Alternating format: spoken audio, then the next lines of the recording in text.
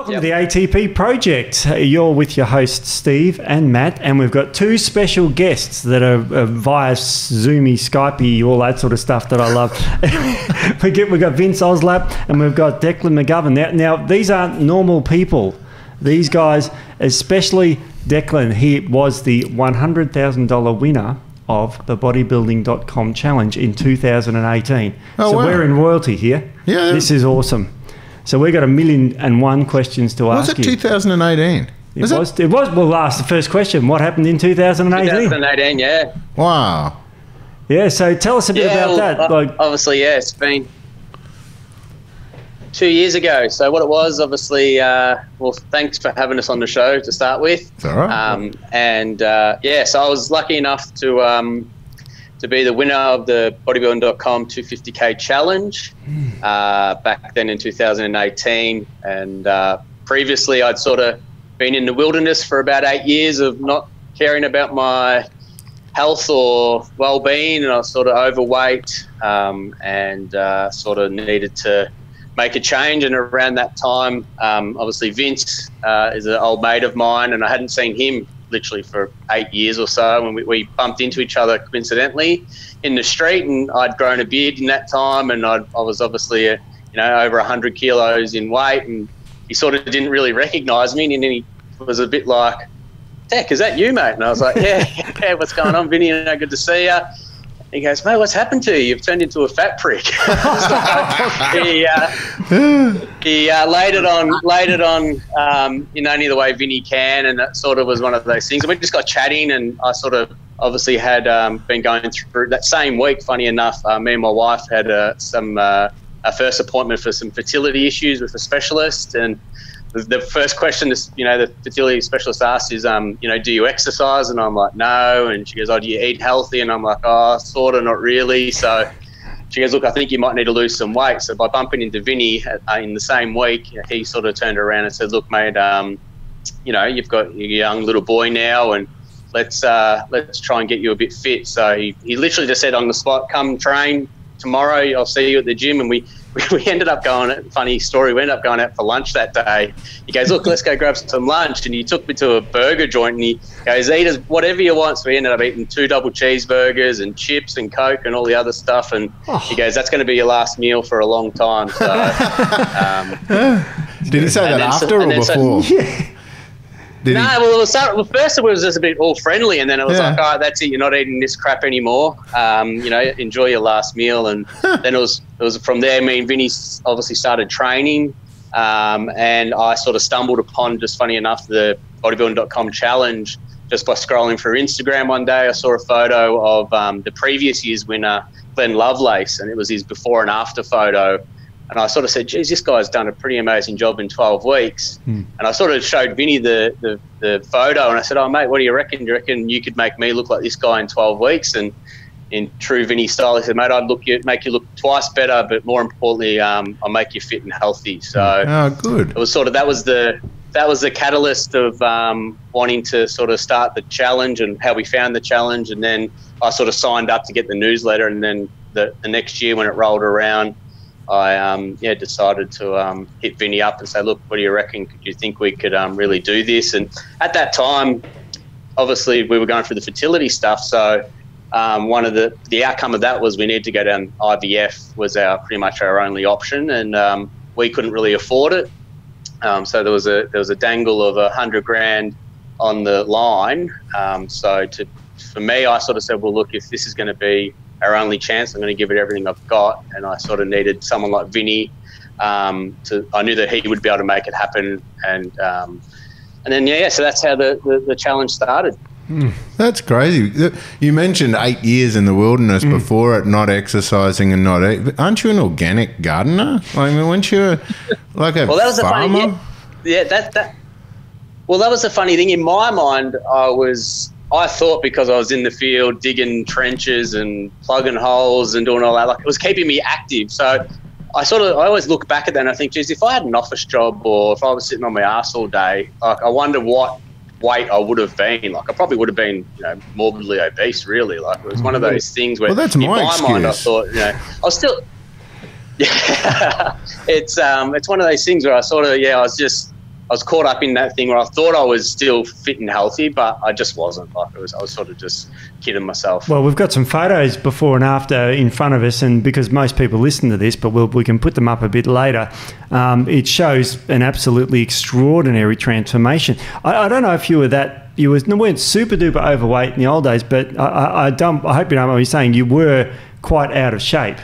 And then the after photo is absolutely extraordinary. For those who aren't listening, it is just absolutely Adonis. The abs are there, the chest, the legs are defined. Stop, wipe your chin, Steve. You're drooling. He's sitting there like, Very good-looking guy in the second photo. Let me tell you. It's extraordinary. It really is just extraordinary. Like, if I saw that, I'd go, oh, that looks a bit fake. You know, if I didn't meet you. But I know. I can see exactly where he cheated. There is 20 kilos worth of hair that he has removed between the before and after as well. So there's a dead set cheat there. But I wasn't even joking before. Yeah. When I said my excuse, for my obesity sort of stuff was that I sit around all day. And now I was a naturopath and I dealt with athletes and I had all the resources, I had all the availability to the quality food, the supplementation, and I had excuses that I was sitting around, you know. So it's quite interesting to see that we can all get into these patterns. One of the other things I was going to ask about was in regards to that IVF and the why, you know, we always need a why that's a motivating factor. And as a family man and as a dad, when people talk about, sacrifice, so people talk about, oh, I'm going to sacrifice all this sort of stuff. The person actually going for the walk and the person that's going to train and that, they're not doing the sacrifice. It's usually the family that doesn't have dad at home for that hour before school because he's off going for a walk, or, you know, there's very small windows of opportunity we have as a father that's working to spend quality time with the family. Yeah. Do you feel that the prize money and that the motivation for the IVF was something that you could justify the family sacrifice for this 12-week campaign? Yeah, well, that was the thing. Like, I remember when I sort of approached Vinny first and said, look, mate, like, honestly, what do you think? Do you think we could win this? And he said, mate, he goes, without a doubt. He goes, I think I can get you the transformation. You just need to give me 100%. And so I sort of went home that day, and it was funny. I went and walked in the house and said to my wife, Christina, I said, hey, I need to have a chat to you about something pretty serious. Do you want to come down to the bedroom and sit down? And she thought, Jesus, what's going on here? Like, are we, splitting up or something like this, And I was like, no. I said, look, I've got something. Yeah, it's like, I said, no, I've got really something serious. I go, I want to do this challenge I found. It's bodybuilding.com challenge. There's $100,000 online. I know that, with our situation with wanting to do IVF, that, we'd probably never be able to afford it. And I've spoken to Vince about it, and I said, I had this feeling. I said, look, I'm going to win it. I said, I'm going to win it for our family, but I need you to back me 100% because I'm going to be selfish for the next 12 weeks, or when this challenge starts, for the next 12 weeks, like, I just need to focus on myself and just know that what I'm doing for the next 12 weeks is for our family. And she sort of looked back at me. She goes, what, you really think you're going to win this thing? And I said, yeah, I just know I'm going to win it. Like, I've got it in my heart. I was set on it. And she said, okay, well, look, I'll pick up the extra slack with our little child, River, at the time. And she goes, he was 2 years old, so he was a real handful back then.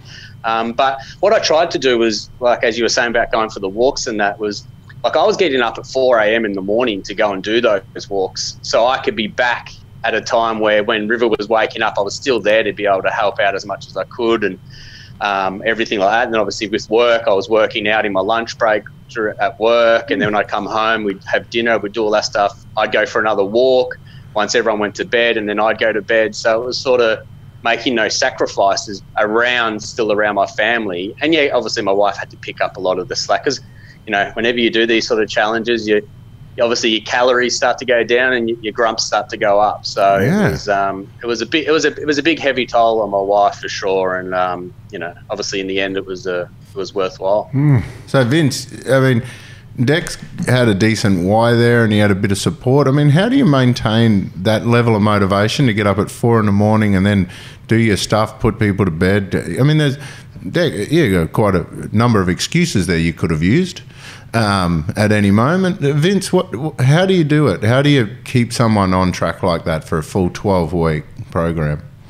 I think the main thing was what he presented to me at the start, the passion he had to win the competition. And I constantly reminded him why we started, why he's doing this, and the outcome if we win.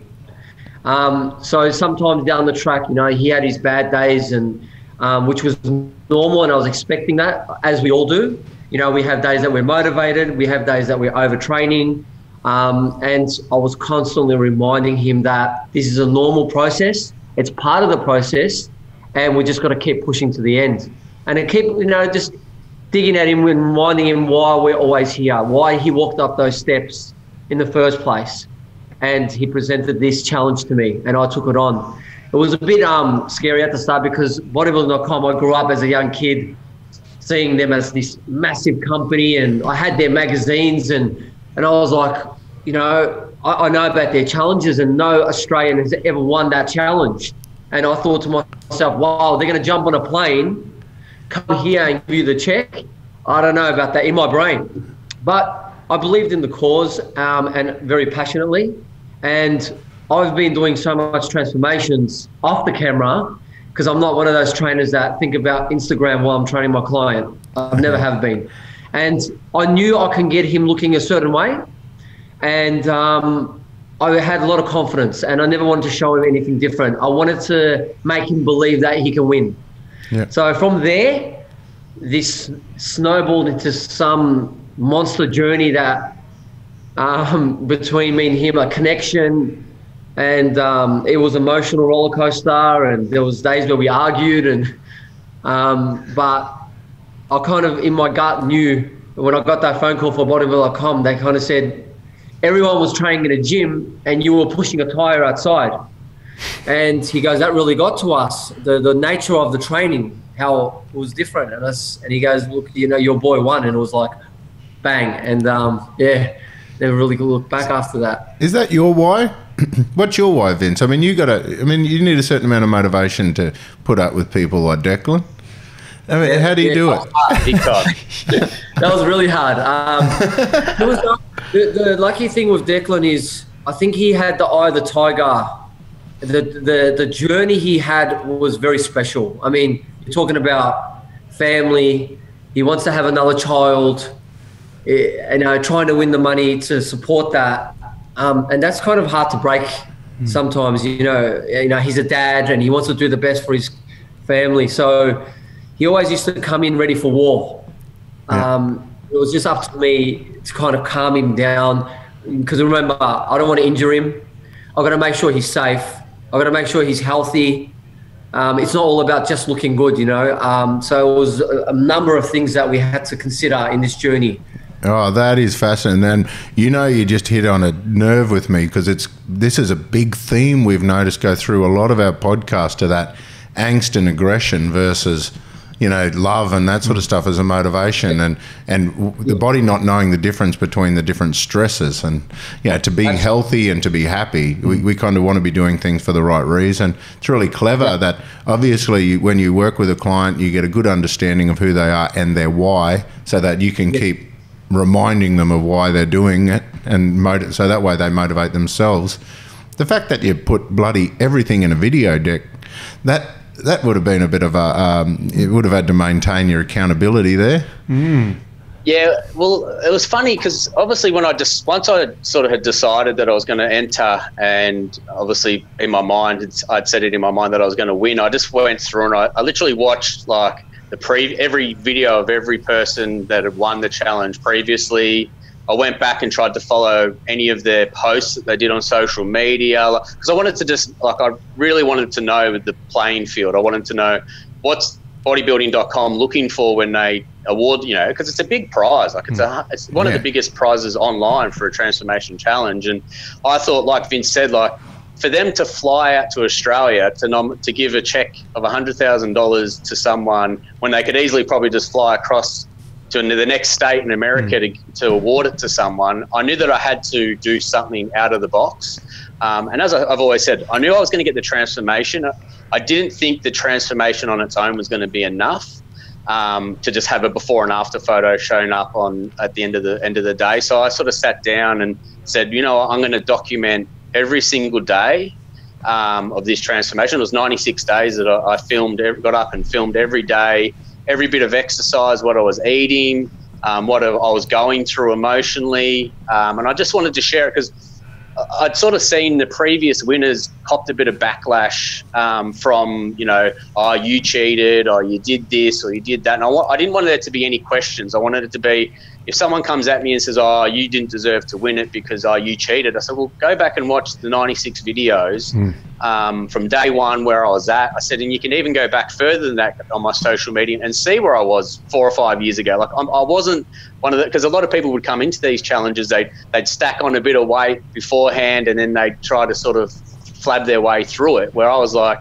I was in a position where for 8 years I hadn't done anything. So it was sort of a combination of saying, let's sit down, let's get the transformation right. Obviously, Vinny with the training side of things. And then around that time, which I was very lucky, obviously Sarah, who worked with you guys, naturopath, she sort of hit me up and sort of saw one of my early posts before the challenge. She said, look, I'm happy to help you out if you want my help, if anything. And so I was like, said to Vinny, I said, man, let's, I've got Sarah here. She wants to help me out with naturopath sort of stuff and food and supplements and all that sort of stuff. And then obviously that's how I linked up with you guys and sort of got onto your products. So, and it was funny because there was a bit of a thing with, obviously I was doing a bodybuilding.com transformation and everyone was buying bodybuilding.com products and supplements and promoting that through their posts, where here I was using ATP products, but I wasn't saying anything about what the products I was using throughout the challenge. So I didn't want them to think like, oh, well, he's not using bodybuilding.com products. We won't let him win. So it was really, really sort of funny. But yeah, I just sort of went all out, wanted to, and I think that was, at the end of the day, I think my transformation was a very good transformation. Yeah, there was probably guys that looked better and whatnot, but I think because I shared the journey from day one, every single day, and I think that was the thing, like it sort of really started to pick up a lot of momentum within the other competitors, probably within about the sort of 4 to 5 week mark. They sort of went, geez, this guy just keeps posting. I'm really, like, I started getting comments from the other guys who were in the competition going, man, what you're doing is awesome. Keep it going. Like, if you can keep this up, you're going to win this for sure. And that was sort of all just building up the momentum towards the end. So it was, I think I did everything right for that year. And I think I sort of set a precedent from that moment onwards. I know the next year everyone started doing daily videos and everything like that as well. So when you did your market research on the other videos, I bet you didn't see too many people walking around with sunrises and wombats and kangaroos and all that sort of stuff. No, there wasn't. It was funny, and there was one of the they had like sort of trainers that were on board. That would sort of come on and sort of motivate everyone in the group chats and stuff. And there were two American guys, American guy and American lady. And I kept sort of posting all my videos of the kangaroos, and they're just like, who is this guy down in Australia bouncing around with, kangaroos jumping out at him? See, that's it. Another thing I wanted to add, not many people are aware of, with the ATP product range, we have a massive following in with the naturopathic doctors through America and the naturopaths within Australia. I was really proud that a naturopath like Sarah, Sarah Conti, naturopath is her Instagram thingy. She was basically working as a naturopath, creating functional meal plans, and having a good understanding of that calories in versus calories out is a little bit more complicated when you can actually add in some functional foods and some of those recipes. It wasn't the typical chickily, just straight out chicken and broccoli every 3 hours. So that was like really kind of cool. That was another thing I really enjoyed about your videos, because you were sharing like your meal plan, you're sharing a lot of this sort of stuff with everyone. Like you're saying, pretty much showing everyone what you're doing, being accountable for it, 100% confidence obviously in the program provided to you by Vince Vince and the meal plans, the recipes with Sarah and that sort of stuff, for you to be able to put it all out there and then achieve those goals. That's very impressive, I think. I've done a lot of waffling, Steve. I know you've got notes of stuff you've been dying to say. I just want to ask a question about like you're from Victoria, I'm from Victoria. Getting up at 4 a.m. is possibly one of the hardest things in the world in Melbourne, Victoria, because of the temperature. I mean, how did you motivate yourself daily? And I mean daily, because you didn't take many days off at all. You were up at 4 a.m. What advice would you give someone who is, in your state now, who with say zero exercise to, 100, 0 to 100? What advice would you give to people? I think the biggest thing, like we said when we sort of started off with the podcast, it's about the why. Like, you've got to just have a big enough why. You can sort of always say, I'll start Monday, and Monday rolls around, and if that why is not big enough, you're not going to start that Monday. So for me, obviously, I had a huge why. Like, I knew going into it that if I won this challenge, that it could literally change my life and could potentially allow us to have another child. So I had sort of set on my phone and my watch and everything like that, like my alarm was like, get up, this is worth it, doing it for your family. Like those daily reminders, everything was set around that. And like, it was just funny, like I'm one of those people where I'm either 100% in or I'm 100% out. Yeah, so right. Once I sort of flicked that switch and I was like, all right, whatever Vince tells me to do, I'm going to do it. If he says get up at 2 a.m. and do 100 jumping jacks, I'm going to do it. Like whatever he said, I knew that I had to do it. So for people out there, it's just, and the thing is, like, you got to remember, like when I started the challenge, I think our first workout went for 10 minutes. Like Vince, like literally with Vince's style of training, it wasn't like it was an hour-long session of this and that and, whatever. It was literally a 10-minute HIIT session, and I was gone within 2 minutes of doing it. I think I remember the first workout, I had to jump over these hurdles, and I did the first round, and then when I come to do the second round, I couldn't get over the hurdles, and I ended up jumping into the hurdle and getting a big cut on my leg and everything like that. So the first day was a real tough day, and I went, geez, this is going to be pretty tough to keep this up for the next 3 months. I've got to do this every single day for the next 3 months. But I knew in my heart that if I did that for the next 3 months, that I would be in the best position to win the challenge. And obviously the challenge sort of just consumes my life. So that was my main focus. So when I woke up in the morning, it was the first thing I thought of. Throughout the day, it was the only thing I was thinking of. And then when I went to bed the night before, I was thinking of that. So I really just made it my number one focus, and just kept reminding myself of my family and why I was doing it. So, Vince, I mean, we're hearing a lot here, with Declan in particular, all or nothing kind of guy, hits the target, wins the comp, gets the why achieved. Like, then what? I mean, do you go then from all to nothing? And then what happens in that instance? What do we do after these challenges? How do we keep that happening? Yeah, so that's a really good question. And I think that's what's missing in the whole industry, in our fitness industry. It's the follow-up and what we do with the follow-up. So I said to Declan, what you need to do is set yourself targets and goals after the goal. So we said, look, I want you to enter an obstacle race. So it's called the Spartan. Yeah. He's probably, Yeah, the love Spartan. it.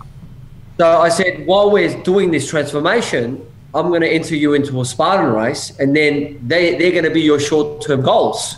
It's going to keep you healthy. It's going to keep you accountable, and it's going to keep you on track. Yeah. And he said, look, let's do it. And I said, I'll race with you to keep you accountable. And then from there,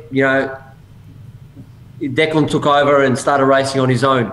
It was amazing because it always pops into my head. Our first session, walking up the stairs to get to the training session, he was out of breath, and it was 5 seconds. And I said to him, "Do you understand that you entered the biggest transformation comp in the world?"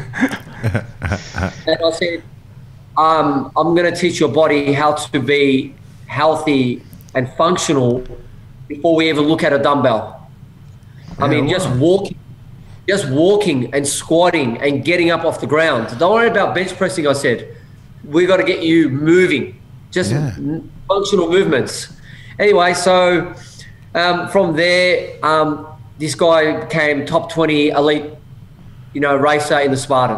Oh, wow. I mean, that says it all, doesn't it? Yeah. I mean, walking up the stairs, can't breathe, high cholesterol, to top 20 in the Spartan. And that's when I kind of looked at him and said, your biggest nightmare would be, I mean, it's one thing getting there. I said, it's another thing staying there. That's another process in itself. Yep. So then that's why we kind of, I touched base with Declan now and said, I don't want you to fall off the wagon.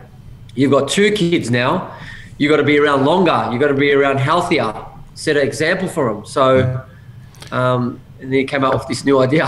And I noticed that you're also involved in, so now also with the Spartan, you're doing the Spartan Kids with the River as well. I see. I'm like a stalker. I seem to follow everything you put up. So I'm like, it's good. So yeah, so I was, it was pretty, like Vince, going back to what Vince said, like being able to set a goal inside of my first goal of just trying to win the challenge was something that was really, for me, was a really good thing. As I said, I'm 100% in or I'm 100% out. So already having something that I was going to be focusing on after that I knew that was coming up was just gold for me. But then obviously once I won the challenge and everything like that, Spartan sort of got a bit of a gist of my story and sort of said, well, look, here's this guy that's, he's gotten off the couch and he's now, won this challenge and now he's coming across to do his first Spartan. And they sort of reached out to me and said, oh, look, we'd love to share your story from going from your first ever Spartan race. So we ended up sort of similar thing. I documented all that and sort of we did our first race. And from there, obviously, my son, I remember my first race that we raced in, like River was alongside with my wife and I could hear him from the side like saying, go daddy, oh mummy, can I go do what daddy's doing? And then it was so cool because then after the race they have the kids little race there, so I was able to take him and do the little kids race and then he just absolutely loves it now. So now he's a kids ambassador for Spartan. Obviously I'm an ambassador for Spartan as well, and I know, so for us it's become such a big part of our life and it's it's been absolutely amazing. That is good. And we went to the Lake Tahoe to the World Series Spartan final and went and met, the Joe DeSantis and all the people behind the Spartan. I've never met a more, I don't know the right word, like loving, nurturing community. And I tell you what, they're full of assassins and badasses and they're like the nicest, sweetest people you'll ever meet with none of the angst. And it fits again in with that motivation and that just do something. We all talk about all or nothing, but something is really important. So what's your next something? What's your challenge now? I know you got something else up your sleeve. Yeah, well, it's been funny. Like I've had a few different goals since obviously getting fit again, and one of them's I want to try and run 100 kilometres one day. So that's one goal. But one other thing that I've sort of been getting into that whole ultra world and mountain climbing and all that sort of stuff. And I saw there's a thing out there, they call it Everesting, and it's literally you climb the same height of Mount Everest. And so me and Vinny we're gonna find a mountain here in Victoria to climb and try and set a fastest known time on it. And literally we'll just be climbing up this mountain to the same height as Mount Everest. Wow, the good news is in Victoria at the moment they got the mandatory mask, so you can even recreate altitude sickness. Starve yourself with some oxygen while you head up the hills. Oh, that's crazy. Yeah, just to give everyone a bit of concept about it, Everest is 8,848 metres high. There are some, God, you know some stupid stuff. Did you read that verse? No, it's the tallest mountain in the world. That's all I know. K2. I wouldn't tell you the height of that one. Oh, there you go. There's some huge mountains that are beautiful mountains in Victoria. Oh, the tallest mountain in Victoria is Mount Beauty. Is that correct? So there's some amazing mountains in Victoria. I think Bogon. Mount Bogon. Yeah, Mount Beauty's not that big. So it's absolutely, Kosciuszko is 2,230 I know you're just showing off, Steve. Metres. Well, I know the tallest mountains. Tell us more about Mount Bogon. I reckon that's the one we want to be running up and down. Well, that's near Mount Hotham. That's big high country stuff there. Beautiful for driving, but goodness me, I wouldn't run up those mountains. But you'd have to go up and down those mountains around about 5 times. They're about 2 kilometres high. Yeah, wow. So you'd have to do that, 5 times from sort of sea level, and that's an extraordinary effort. I think you're crazy, but I love the ambition. Well, the funny thing is, we're obviously in the early planning stages of it now, and I sort of messaged Vince the other day, and we were like, oh, look, the mountain that we're going to climb up, we were sort of still undecided. Do we climb up it and then descend back down? Because you can do it a few different ways where you can climb up, because you're only meant to really be climbing. So you climb up and then you get a lift back down to the bottom, and then you climb up and you get a lift back down. And Vince sort of threw it out there, oh, stuff that, let's maybe do the climb and the descend. And I said, oh, I've worked out the rough timings of what it's going to take us. I said, just to climb it, it's going to take us about 36 hours. And he said, and he goes, all right, maybe we'll jump in a car on the way down so we can maybe so we can maybe get it done in. Yeah, so it's going to be it's not going to be easy. It's probably going to be the hardest thing I'll ever do in my life. But you know, it's definitely a challenge that I want to throw out there, and I can't wait to do it alongside Vinny. I'm really curious about something else, and I want to hear from both of you really on this. But so you know how like we're a certain body shape, okay, we're a certain body type. We go into a calorie deficit to get the adaptation we need to burn the fat and build the muscle and that sort of thing. And then we do the all or nothing thing. We have our breaks and that. So is that now? So once someone's changed their body composition and that level of diet and exercise that they needed to do to get into that shape, is that something that they have to maintain forever to stay that way? I mean, I did a little bit of interesting reading with the COVID thing for some of the athletes, and they discovered that once you build a certain amount of muscle, you can even go down to about 1/9 of the amount of weight to maintain that muscle, you know, for the people doing their home workouts and that. Vince, is there do we ever go back to the point where you can eat anything you like and be really lazy and not expect to go and get fat again? Like, I mean, it's a new lifestyle we're creating, really, isn't it? Yeah, absolutely. I think it's another really good topic that we're talking about. But I think when you've got a goal to look a certain way, or whatever the goal may be, it could be endurance, or if you're doing a transformation, there's a certain sacrifice you do with your life to get there, and the calorie deficit.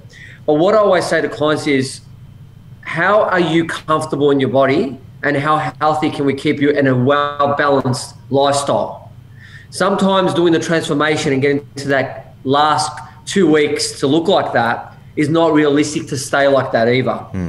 But if you can maintain a balanced diet with exercise, you'll never go back to the way you were when you started. So you got to find that happy medium within yourself to look a certain way. Yep. That makes any sense. So yeah, it does. It's basically about how you want to look for a certain goal, and then coming back down off that goal and staying at a comfortable level that's healthy, and you're still fit and strong, and something that you can, I always say this to my clients, sustain according to your lifestyle, because we all got a different lifestyle. So what I do in my lifestyle might not suit your lifestyle. You might have 3 kids, I might have 1. I might work 10 hours, stress levels are different, family's different. So you got to find your happy medium within your body. Yeah. And I think that's very important, telling people that. So when they fall off because they look a certain way and then they lose their body, they can get into a very bad spiral and go, oh my God, I don't look good anymore, I'm going fat. They get kind of obsessive with their body. So you've got to make sure that you're guiding them through that process very carefully, so they don't get into that crazy mode where they're like panicking about food, or they're scared to eat anymore, or does that I think that's very. Do you incorporate diet breaks and cheat meals and that sort of stuff into your plan? How do you do that bit? I do, but I never really cut out food too much. When I do the calorie deficit stuff with my clients, I let them eat a lot of food still. As in, I don't say don't eat rice, don't eat corn, because you still got to be familiar with food. You can't like cut everything out and then go back to normal life and not have food. You know, when you go to dinner with your wife and something, you still got to eat. So I still do cheat meals with them when they're on their journey. Controlled cheat meals. So if I say to Declan, have a hamburger, I won't say have a hamburger and a cheesecake. Yeah. Yep. I mean, I'll control it. It's one or the other, you know. It's a controlled cheat meal, not a cheat day, really. But it's funny because Declan never really craved it because I always had pasta in his diet or steak. You know, it was just timing, really, and the amount of energy he was, you know, burning. His body was, the metabolism was speeding up so well, it was just ripping through his body. So I never starved him because I think that's danger when that happens. So we kind of did it very smart. And for me, first of all, it was his health that's the most important. So I think when you're doing a journey like this, you really have to think about that person's lifestyle, his body type, his mental state, what their patterns are like in life, how their eating pattern was before it. There's a lot of things that you got to think about. Amazing.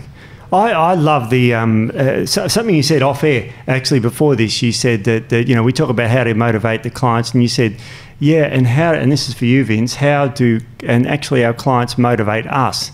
And you said that. I went, wow, that is very interesting. I never thought of it that way. I've never been a personal trainer. So you just want to elaborate on what you said? That's an incredible statement. So basically, that came to my mind. I mean, my clients come to me and obviously they rely on me because they see me motivated. As my job, I have to stay motivated, and I'm like a pillar they can rely on because I'm the guy that's trying to get them to their goal. But I let them know that I am no different than them. So when Declan was waking up 4 a.m, he motivated me to add more to my training. So he was inspiring me to better myself in my training as well. And I would let him know that. So we form a connection of confidence and like you said, you know, passion and love, and if it forms this very strong bond between your clients where they kind of let their guard down as well, saying, you know what, Vince is exactly like me, but I think, you know, he just pushes and I'm going to push as well. And it just forms this amazing bond. And I think that's important to communicate and tell your clients that as well. Yeah. Declan, was there things that, you know, any patterns or certain techniques or anything that you've maintained through, just a couple of little bits and pieces? And the reason why I ask is we had a chat with a guy, John Berardi, recently. I don't think a podcast has been posted at this stage, but he had a company, Precision Nutrition. They had 200,000 clients that went through an online program, but they, for a full 12 months, collected data every day. And some of the data that has come out of that was very interesting. One of the things I found most fascinating was of course, the people that did the 80 to 100% compliance got the best results. But an interesting thing is the people that had about 20 to 40% compliance and those that went up to the 60 to 80% compliance, they got very similar results. And it did show that we've got nothing, of course, will do nothing. All will give you the best results, but something does something. Absolutely. So better off is there things that you've now maintained in your day that has easily been incorporated into your new lifestyle and helping to maintain some of these results? Yeah, well, I think obviously it's been 2 years since the challenge now, so life's rolled on, and you know, I've had to go back to just normal life and do whatever. And obviously, like anyone, I've had my ups and downs. You know, I sort of after the challenge, you know, Vince sort of said, look, you need to give your body a bit of a break. And to start off with, that mentally was really tough. Like, I didn't want to have that break. I thought, I'm in it now, Vinny, let's just go hell for leather. And he's like, no, man, you just don't realise what you've put your body through for the last 12 weeks. Like, you got to think where you were 12 weeks ago and then now where you are. Like, you've got to give your body a bit of a rest. So I sort of went back to, you know, sort of relaxed the eating a little bit and stuff like that. And, you know, obviously the weight went back up a bit, but I was able to, like Vinny said, we ended up finding that happy medium where I was at a weight where I was able to do Spartans and race comfortably and still go out and have, you know, family dinners and all that sort of stuff. And then sort of fast forward now, obviously isolation comes into play, and I stopped, you know, really training as much as I was, and then the food sort of went out the window. So I've just recently done another little mini challenge with a couple of the guys from bodybuilding.com. And it was funny, like I sort of hit Vinny up again. I said, look, mate, we've got this little challenge going on. I'd love for you just to let me know what I need to do again.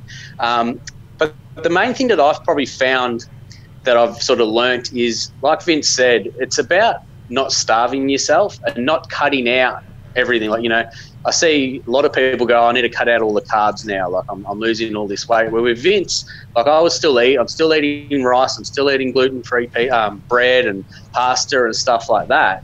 It was just, I was eating a lot more cleaner. So like I remember at the start of it, like I think I was on like about 2,000 calories, and I was struggling to eat the 2,000 calories. Like it was just a mountain of food, but it was clean eating food. So that's where I was sort of like, Vince was like, you're never going to feel starved. You're always going to feel full, and there's going to be points where you're actually probably not going to be able to eat all the food, but he goes, but I need you to eat that calorie amount. So I was lucky where I think for a lot of people, the where they go wrong is they do these sort of crash diets and transformations, but they just don't focus on that reversing out of the diet. So like at the moment, like I got down to, like in this last little while, like I got down to 600 calories. But again, I was eating 600 calories. I was walking 15 kilometers a day, but I was still had high energy. I didn't feel tired, didn't feel lethargic. But then now it was like where most people from this point would go, oh, now I'm going to go eat my cheat meal and then eat whatever I want for the next 3 weeks. I've had to go, well, I've gone from 600 calories. I've now bumped it up to 850 for the next sort of 4 or 5 days. Then I'll bump it up to 1,000, and then I'll gradually get back to a point where that happy medium, where my body will fluctuate a little bit up and a little bit down. And then once I get to a comfortable spot, then I'll be happy with that. But for me, that's probably the thing that I learned the most throughout this, is just learning you've got to eat to lose weight. You can't just cut everything out. So hang on. Did Vince guide you through that process? For example, to go down to 600 calories, we know that at some point in time, the thyroid's going to slow down, the gut's going to rebel, the metabolism is going to shut down. Does Vince guide you through that process in the sense that, what sort of measurements would you use to know when that adaptation's occurring? Do you go by Declan's feedback on fatigue and cravings and that sort of stuff, or do you wait for the body composition to kind of the changes to stall or for the adaptation to reverse? Yeah, so the most important thing for me is when we're doing this is the communication between each other. So constant questions like, how are you feeling? You know, how are you feeling today? How are you sleeping? How's your mood? You know, all these factors. And if I get a negative response as, you know what, I'm not feeling well, or something's wrong, or something doesn't feel right, or I'm not sleeping, then we sit down and reassess it. And I'm a big believer in getting blood tests done and checking all your levels and seeing professionals. I get one done every year, and I just got one done with Dr. Alistine from Queensland, and I always check where I'm at. And I think it's very important to do and listen to your body, and the communication is so important. You know, sometimes we can get caught up in that fight or flight mode to get to our goal. We don't listen to our body. Yep. You know, and I always say, you know what, stop for a second, talk to me. How are you going? Are you enjoying this? No, I'm not enjoying this. I hate it. I'm not sleeping. Then it's not healthy. Yeah. And that's the benefit of having a coach, because, I mean, self-reflection is so damn hard. I mean, as a naturopath, trying to treat myself and family and friends is the hardest. But to just objectively, or just to take other people's data and make an opinion of it, it's much easier. But it sounds like you were capable of actually teaching Declan a little bit more about his body, so he could then adjust whether he needed to up or down his calories based on his own perception of symptoms and that sort of stuff. So that's where the real gold comes in. And that's when you're really changing lives, and that's where you're creating a new lifestyle that maintains a new physique. I mean, you're a totally different person, and that everything about that has come from a combination of new knowledge about yourself that now you know how to actually implement. You know, so that's probably one of the best things you've actually acquired through this. You know. Yeah. Absolutely. And I think support is very important as well, like the support circle that you've got. And like I said before, the supplements you're taking, why you're taking them, the help it's doing for your body.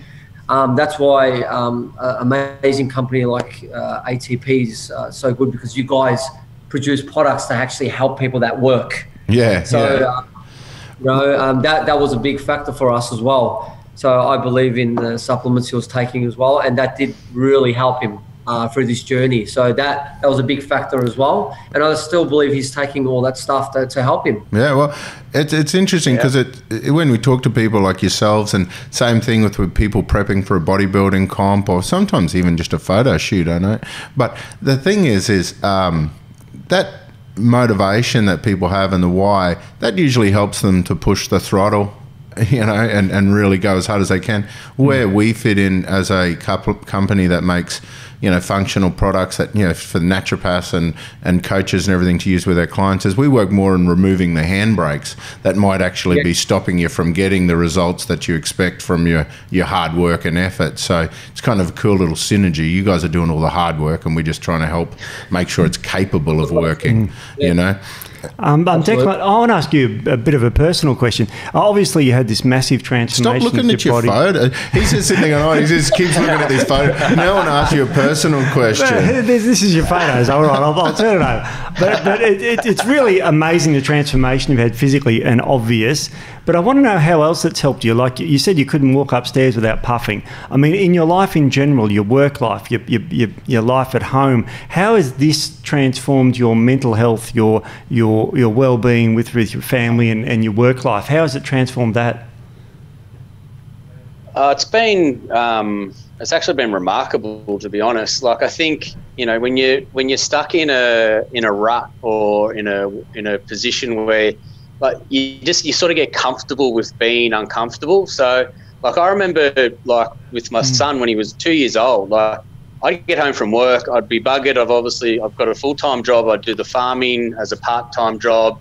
So I'd be absolutely buggered. My body would be aching all the time. I'd come home, my son River would want to run around and play, and I would give him, I reckon, 5 minutes, and then I was out. Like, I was just gone. So I was done for.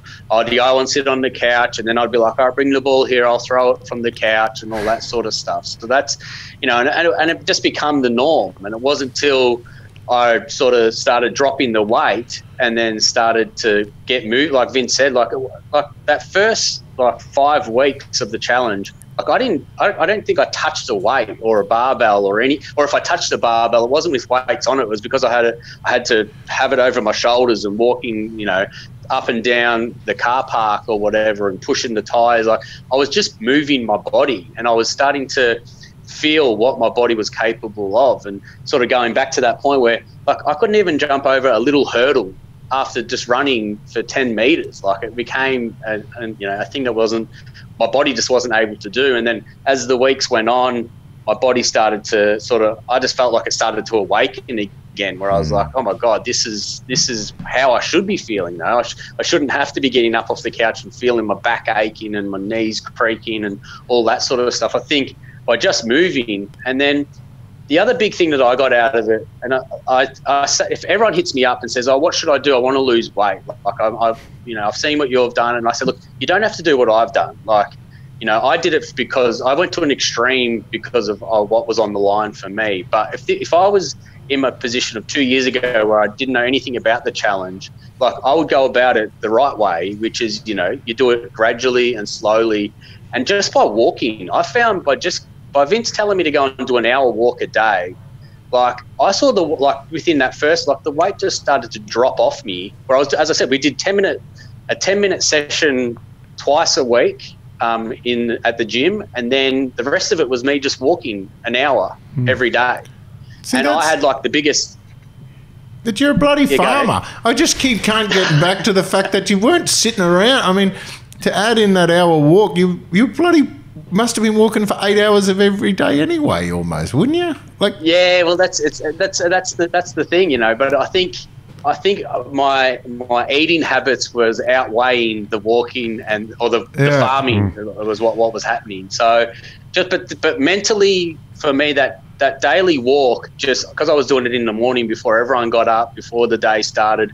Like, mentally, I would walk through, not sort of mantras, but I would just be definitely during the challenge. I was always visioning that day of me receiving that check, the day of being able to go home and tell my wife that we won and we're going to be able to, go down and do IVF. But then I'd have the chat of just being able to, what I wanted to achieve for that day. Like I just had that internal monologue going on inside my head where I was setting up a positive right from the start for the day. So the mental side of it was just those walking was just, it was my time. It was the day that I had to myself to be able to sort of just be with my own thoughts and like didn't matter who else was, what everyone else was doing, because everyone else was asleep pretty much. And I was up just, doing whatever. Any rules with the walking? I mean, were you trying to hit a certain heart rate, or did you have to do it at a certain level of intensity, or was the instructions to just go for a walk? It was, early at the start, it was literally Vince just wanted me to do an hour. He goes, can you just do an hour a day? And then as the challenge went on, he goes, I want you to include a half an hour walk before bed. And then there was a few times that he'd throw in, all right, now I want you to actually go and do, I think in that hour, I think I was able to do about 5 kilometres. And then it got to a point where Vince goes, all right, now I want you to try and push to get 10 kilometres on your walk. So I was sort of having to do it almost like a 2-hour walk in the morning as well. So it's sort of, and he was always changing it, like, and then one week he'd be like, all right, now stop the walking, I want you to go and do swimming. So we started to do swimming, and then he incorporated running for a little bit. So, but the walking was a definite consistency throughout the whole challenge. It's so clever. I mean, it's all about the game, the adaptation game, and adapting to the adaptation. So it's a really clever strategy, just the way just totally just screwed with you for 3 months. I remember in clinic, and Matt's done more clinic than me, but a lot of people would say, no, I don't want to exercise because I've got no energy already. And I think you've just put that one to bed. Vince, how do you, approach people who say, I can't go to the gym, I've got no energy anyway? I mean, how do you approach those sort of clients?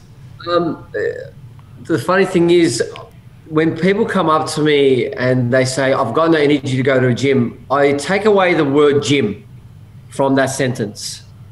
Because everyone associates gym, jump in the car, travel time, I can't be bothered, I work 10 hours a day. And I let people know that exercise means anything. So I say to my clients, I want you to walk around your block 2Ks, 1K, for twice a week for 1 month. And they go, really? That's it? I can do that. I know how to walk. I've been walking since I've been 4 years old. So I do something that they can relate to. And that's how I start their journey. Because when you say gym, they think what's in their head, an image, heavy weights, sweating, passing out, chucking up, bodybuilding. They don't want to be around other people. So I eliminate that and I do it stage by stage. First, I start off with a normal functional thing that we all do is walking. And then it builds their confidence up, and then they come back to me and they go, you know what, Vince? I think I can walk 5Ks. I'm like, great, let's walk 5Ks. From there, why don't you give me 5 squats? And that's how we kind of build that base and eliminate that fear of what exercise actually means to people. Yeah. That is so cool, because that's the case. And again, it goes back to the thing, there's all or nothing, or that sometimes just doing something. Again, one of the things I asked the Precision, John from Precision Nutrition, there was a weird stat that he had was, he did a quiz on people. One of these reasons why people were putting on weight was they were eating too fast. Yes. And part of his program was making people just, for the first couple of weeks, just learn to eat slower. And the funny thing is making slight changes is enough to... Amazing. Yeah, and then you just monitor these things and then see what happens from there. So, it almost doesn't seem to matter whether it's eating slow or going for a walk or focusing on a particular... A lot of the time it's making that change and then measure the change so that way you can manage it. And it's really good to work with a coach. And it's really good. And not always just one coach. Like as Declan's done, he got some advice from a naturopath that would have been totally different advice to what you would have done with your coaching. And then, so this sort of stuff, lots of information, working as a team. I keep hearing this theme coming through with that, not just the accountability, but it's almost like it's almost like synergy, you know, 1 + 1 = 3. It's like when you're motivating each other, and then the more people you're involving into this thing, and then next thing you know, it amplifies it to bodybuilding.com. Now, when you mentioned that those guys were, for most, I think a lot of people all over the world, bodybuilding.com was their first real place of getting content and information about transformations. They were like the pioneers behind this sort of stuff. And a lot of people, so it's a big deal. I mean, even I felt a bit special. I went to Boise, Idaho, and actually went in and, you know, just to see the bodybuilding.com gym that they always take the photos in. And I'm going, like that's, and they go, oh, do you want a photo with this? No, like I'm not, you know, someone might see that. Yeah, like I was sitting in the boardroom in Boise, the same place that you went to. Yeah.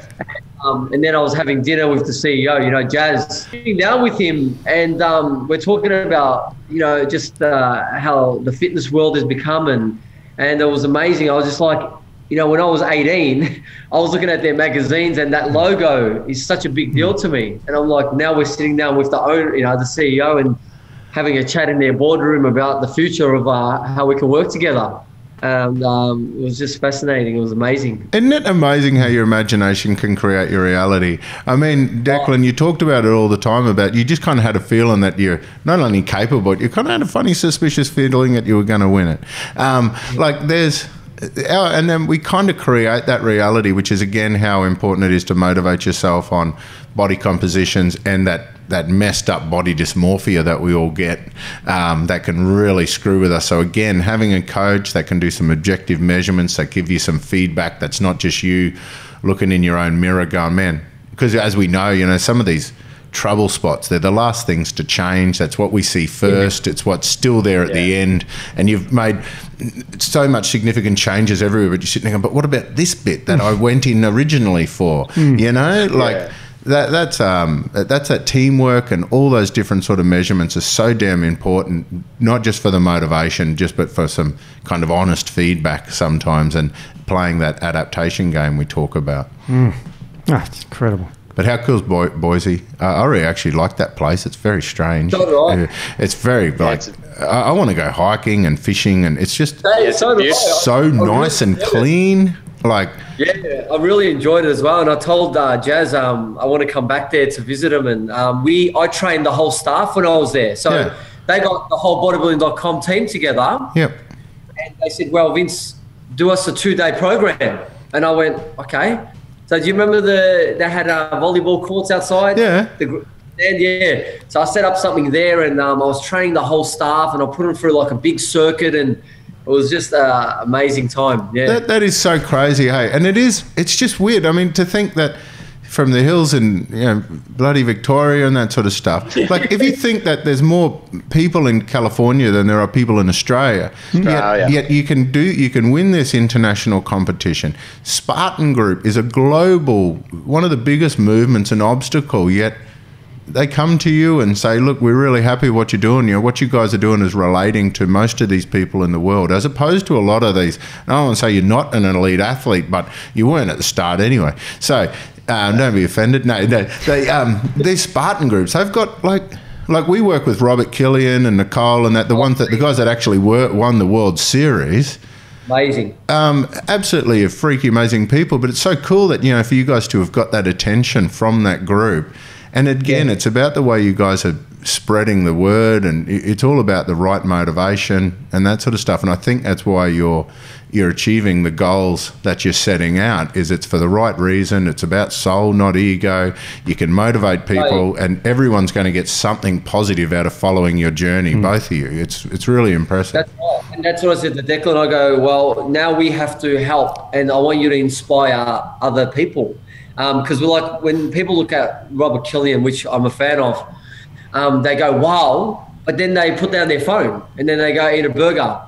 So it has to be something relatable. So when someone sees Declan and they go, you know what, my life is very similar, because the average person out there is not Robert Killian.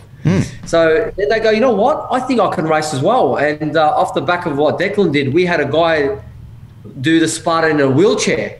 That's never been done in Victoria. So, yeah, that's basically where we're heading down. And the next challenge is, I said to Declan, is let's help for mental health, because everyone's got a Everest climb in their mind that they have to overcome. That is brilliant. Look, I know we're getting close to the end of the session, but I'd love to hear about that Everest climb that you guys. I'd love to have you guys back to hear about how you did with that, because I want to know why you'd climb up and down a mountain for 36 hours 5 times at least, and I want to hear how that goes. That sounds absolutely. There is something I want you to look up to. You can Google this. There's a Badwater Marathon. It's in America. You heard about that one? 138 miles, the hottest time of the year, hottest part of America, from the lowest part of America to the highest part of America. It's the most stupid race in the world. And you want him to do it, don't you? Yeah, I want someone to do it that I know to see what goes on. It's 138 miles, I think, which is about 200 kilometres, day, night, day, crazy stuff. Oh, you could do your 100. So you want to do your 100K race. Yeah. All you do, you just combine them. So you've still got to get back down the hill from your Mount Everester. So count your running back down the hill towards your 100K run. Easy. Yeah, no, I want the 100K just to be a straight line to somewhere. Sounds bloody horrible. Not up. Well, there is straight to the head to the Nullarbor. I think you got 390 Ks straight line before the first corner. Well, yeah, there is a longer straight part of the road there. There's also a race on the Gold Coast where they do a 100-kilometre race. I've done marathons in the past. I haven't done one for a few years now. But I was looking at doing 100K, and I did a 96-kilometre event a few years ago, and it took us 23 hours. Steve. Yeah. Well, it was a Kokoda challenge, so that was the Kokoda Trail's 96 kilometres. Awesome. So I did that. It was all day and then all night, and basically 23 hours later you finish. You go through the ups and downs of the Gold Coast. It's a crazy event. It was about 10 years ago. I'm never doing that again. That'll take me 23 days. You say 23 hours. You're halfway through and you take your socks off at the halfway mark and your feet are all bleeding from walking for 10 hours, and you've got the worst part, the last part left, and you put your socks over it, put bandages all over your feet because they're bleeding. It's the most stupid thing, but the most rewarding thing. You won't believe. Yeah. Absolutely. You learn a lot about yourself, I guess, on that journey, don't you? 78% of people dropped out of it. Wow. Yeah. So it was an incredible event and pretty stupid, but I loved it. I absolutely loved it. I still have fond memories and nightmares about that event. Well, Vince is all about this functional exercise. I mean, seriously, 100K, nothing's going to chase you for 100Ks. What's so functional about being able to run 100Ks? There's not an animal on the world that's going to follow you for 100Ks. It'll give up. Animals aren't as stupid as us. They'll go, this is crazy, this guy's an idiot. I almost gave up, I'll tell you. It was pretty bad. It was just such an event, but I did it 2 years running. I think when you do a journey like that, you find out a lot about your own character and what's going through your mind, and you break and you rebuild and you break and you rebuild. And like you said, you hated it, but it's the best thing you've probably ever done as well. Oh, yeah, we were training for it. We'd start at 10 o'clock on a Friday night and finish at 4 o'clock on a Saturday morning because we figured that you can walk through the day, so let's train at night, because half the race is at night because you're still going. And so that was the hardest thing, just walking at night through the bush, because it was all through bush and mountains. It was mountain climbing and everything. So, oh my God, it was a horrendous event. But gee, it really is so rewarding. And I did it once and then did it again because I said, I'm not doing this again. And I said, but I help people. Oh, no, it wasn't my fault. I said, I'll help people train for it. So it was the first walk, and with the new crew wanted to do it, and I went out with them. And immediately after 20 Ks, 2 people dropped out. And I said, look, I'll fill in until you get someone. They didn't get anyone else. I was in it for 2 years running. It's getting weird. I think it's getting about that time where we might have to wrap it up looking at the time. You're starting to waffle crap. Yeah. Then Brooklyn and Vanessa are crying. So that's a bad sign. But I've absolutely loved this. It's been so fantastic having you guys on, and I really appreciate the time you've given up. But I would love to have, it's not up to me, but I'd love to have you guys back and hear about the journey and how it continues, though, especially that Everest climb, we'll call it. It sounds amazing. And next time you tag me in a challenge, I'll try to pretend I didn't see it again. No, I'm into it. It's funny.